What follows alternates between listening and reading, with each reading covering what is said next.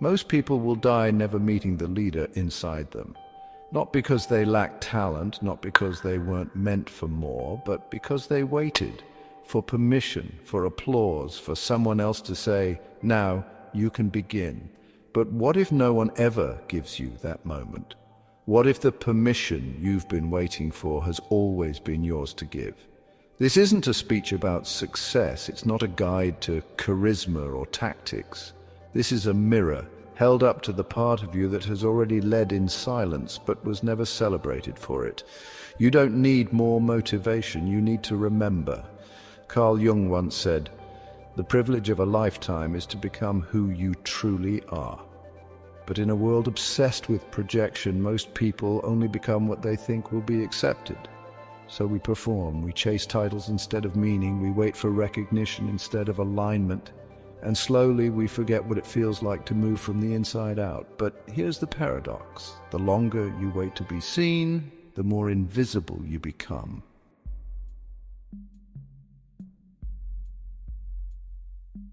You've been looking for the key, but you've never stopped to ask, what if you're the door? There's a compass inside you, older than your education, deeper than your conditioning, but no one taught you how to read it, because no one profits from you being self-led. From the moment you were born, the world began to train you out of yourself. Smile for approval, perform for praise, obey for belonging. Eventually you learn to trust applause over instinct, but Carl Jung believed that inside each of us is something untouched, something whole. He called it the self, not the ego, not the image. The self is the center of your psyche, the place where your deepest truth lives. And that self, it doesn't care about your resume. It doesn't need permission to speak.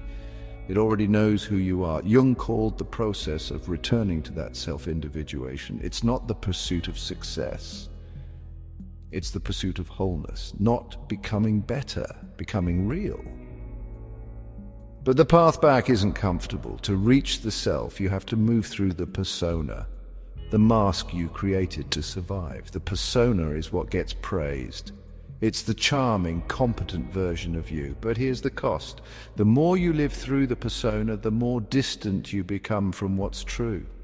And that distance, it begins to ache. It shows up as anxiety, as burnout, as that strange hollowness when you accomplish what you thought you wanted and feel nothing. Because the part of you that's tired isn't tired from doing too much. It's tired from doing too little of what matters.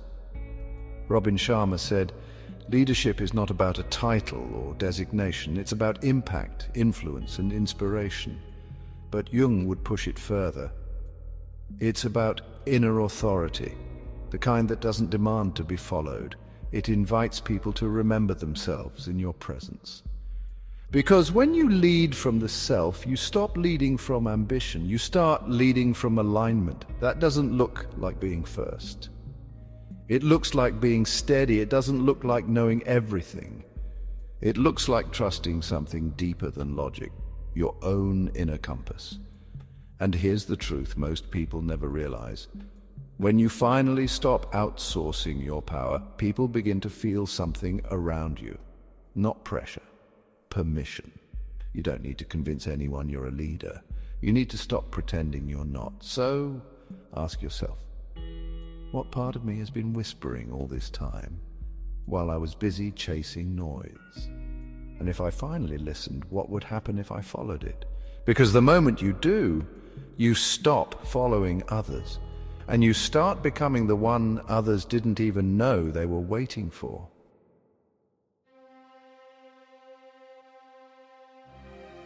The world rarely teaches this truth, that staying steady, unseen, and unthanked is a form of greatness. You're told to lead by being bold, loud, front-facing, visible. But the strongest leaders often move in silence, not because they are hiding, but because they are rooted. In 1940, a man named Tune Sugihara sat in a Japanese consulate in Lithuania. The Nazi regime was closing in. Thousands of Jewish refugees pleaded for help. Sugihara wasn't a general. He wasn't a politician. He was a clerk. And Tokyo had sent clear instructions: do nothing. But inside Sugihara, something older than protocol stirred. A voice that didn't shout, but refused to be ignored. He wrote visas by hand for days against orders, knowing full well it would cost him his job. It did. But over 6,000 families lived because one man decided that doing what was right was more important than doing what was allowed. Sugihara wasn't granted power. He used presence, and in Jungian terms, this is where the self breaks through the persona, where the inner compass overrides the external role. Carl Jung taught that within us lie ancient archetypes, the hero, the wise one, the protector. They don't emerge when we're rewarded. They emerge when we listen to something deeper than fear. But you don't need to be a diplomat to carry that kind of fire. There's a mother, single, unseen, working 2 jobs, navigating exhaustion, holding the weight of a family with no one to applaud her. She makes meals stretch. She answers midnight cries. She teaches her child loyalty, not through words, but through presence. No promotion, no audience, no break, but a crown nonetheless, worn invisibly. Robin Sharma says, leadership is not about your position, it's about your example. But Jung would argue that example comes from the individuated self, the one no longer trying to be impressive, but to be whole. And what the world sees as background characters are often the quiet pillars holding the room. You've met them. The janitor who remembers your name, the nurse who stays late, the teacher who listens even when the class ends, the friend who shows up when everything's falling apart. They don't need to be right, they need to be real. This is what real leadership looks like. It's not made of elevation, it's made of alignment. The people who don't ask to lead often lead best, because their actions are not driven by status but by truth. And that's the paradox. The less you try to be seen, the more deeply you are felt. There's a burn that lives inside those who carry others in silence. The ache of being strong without applause, of choosing right over recognition. But that burn, that's not resentment, that's your fire, that's leadership. And if you've ever shown up when it was hardest, if you've ever carried a weight no one acknowledged, if you've ever stayed steady when others broke, then you've already led from within. You just didn't call it that. You didn't ask for the crown, but maybe you've been wearing it in silence longer than you knew.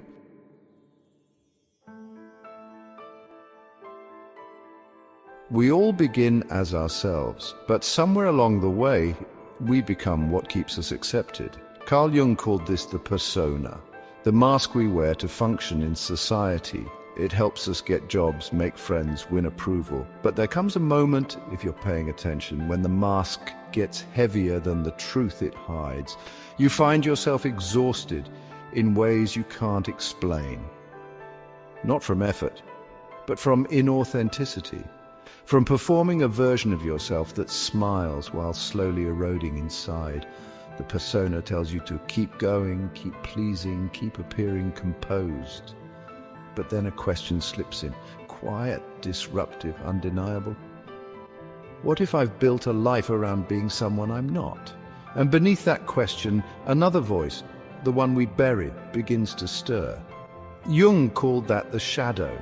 It's not evil. It's not a flaw. It's everything you've silenced to keep the peace. Your anger, your desire, your disappointment, your fear. The emotions you edited out of your identity. But what you suppress does not disappear. It waits. And in the moments of crisis, fatigue, or silence, it resurfaces. Jung said, "The shadow is a tight passage, a narrow door, whose painful constriction no one is spared. The path to authentic leadership runs straight through that door, because you can't lead from wholeness while pretending you're only made of light." Real power isn't the performance of strength. It's the integration of contradiction. There is a certain kind of tiredness you'll never fix with rest. The tiredness of being disconnected from who you really are. That's the signal, that's the invitation. People don't burn out because they care too much. They burn out because they stop being true. You cannot serve from emptiness. You cannot lead from a mask. But when you face your shadow, not to shame it, but to understand it, something begins to shift. You stop projecting, you stop performing, you start telling the truth. And when you do, others feel it. Because presence is not about being polished.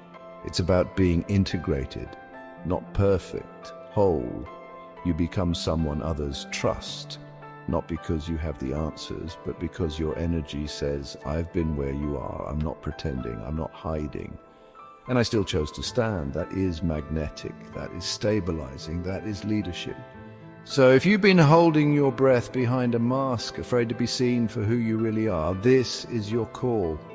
Not to expose yourself to the world, but to stop hiding from yourself, because the moment you stop denying your shadow, you start carrying your crown with both hands, and in doing so, you make it safe for others to take off their masks too.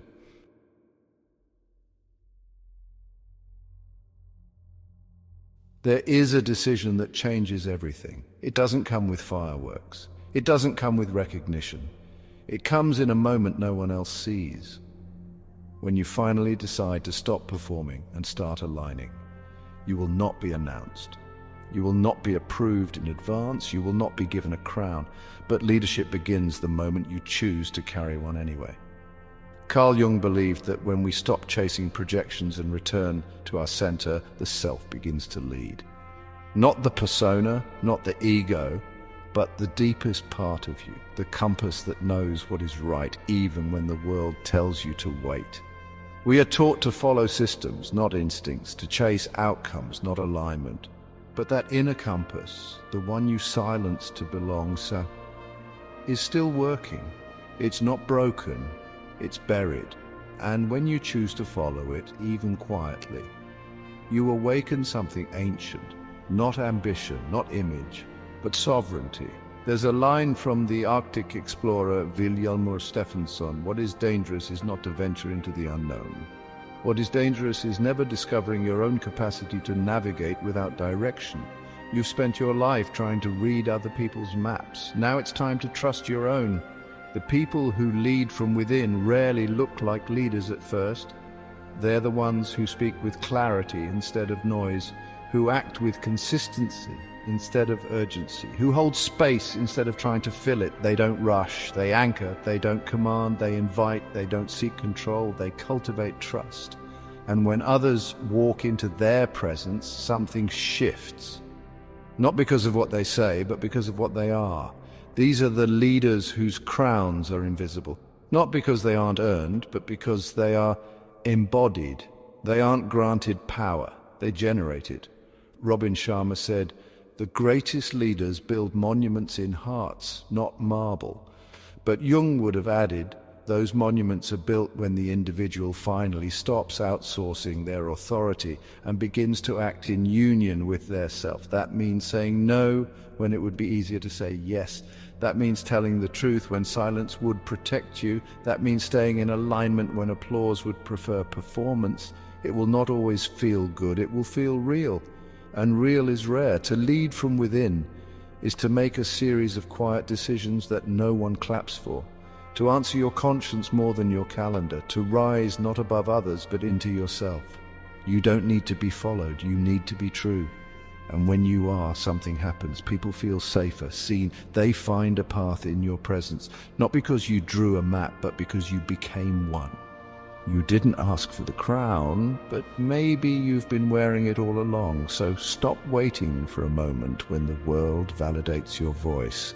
Your choice, made daily, made honestly, is the crown. And the compass has been waiting for you to remember which way it points.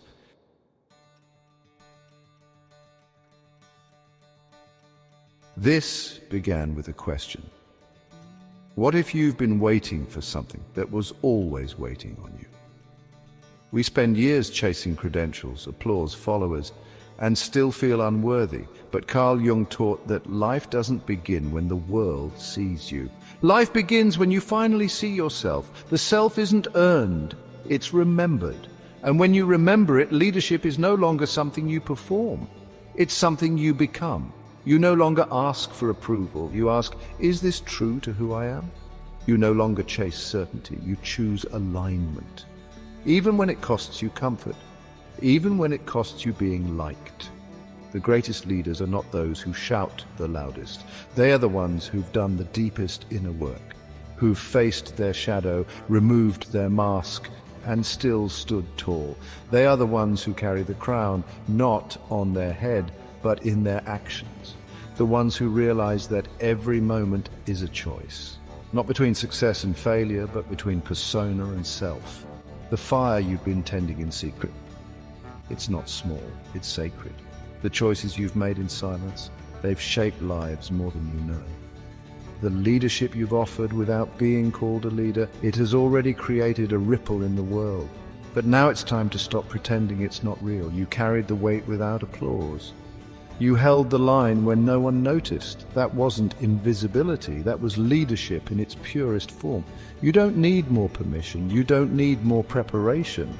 You need to own what has already begun. You're not waiting for a title, you're not waiting to be chosen, you are not waiting to lead because you already have. You just didn't call it that.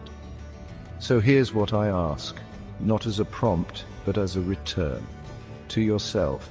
Tell me in the comments in your heart, where have you led from within? What quiet decision changed someone's life? What moment did you rise, not with noise, but with depth? And if this reminded you of your own strength, share it, because someone else out there is still waiting for the permission you just claimed. This isn't just a video, it's a mirror. And if you saw even a piece of yourself in it, then maybe it's time to stop searching. Because the leader you've been waiting for was always you.